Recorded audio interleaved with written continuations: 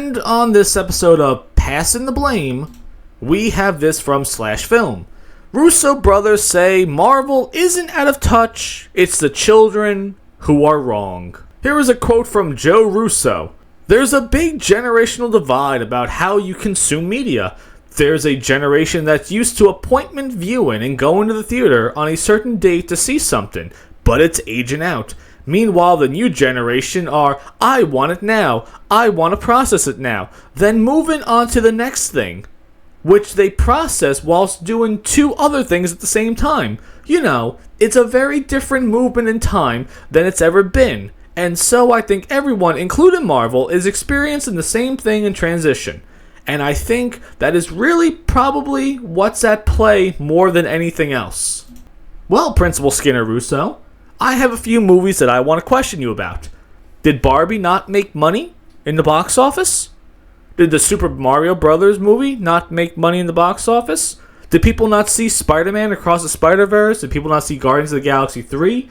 Did no one see Oppenheimer? Avatar 2, The Way of Water, John Wick 4, The Sound of Freedom, Five Nights at Freddy's. Five Nights at Freddy's is a really, really odd story, and I hope to talk about it in another video. That movie came out in theaters the same day as Peacock released it on a streaming service. And it made money, which was shocking because I didn't think the movie was going to be that good, so I watched it at home because I had Peacock at the time. And it cost me no additional money. So that right there, it is completely destroys his argument because people had the choice to watch this at home. So it shows that people went to the theaters to see this movie. Did people go to the movies to see Puss in Boots? You know, did people go see Dune 2 in theaters? Did people see Godzilla and Kong, The New Empire? Did people go to the theaters to see Civil War and Kung Fu Panda 4? People even went to the theaters to see The Phantom Menace. They just re-released The Phantom Menace, and people went to the theaters to see it again.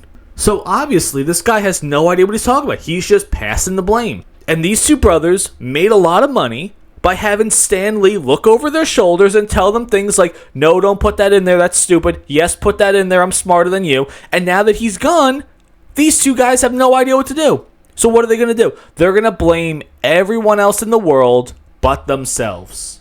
And that's it. That's what happens with people like this, though. When you have no excuses except your own ineptitude, you will invent reasons why people are not consuming your products and run into the movie theaters to see them.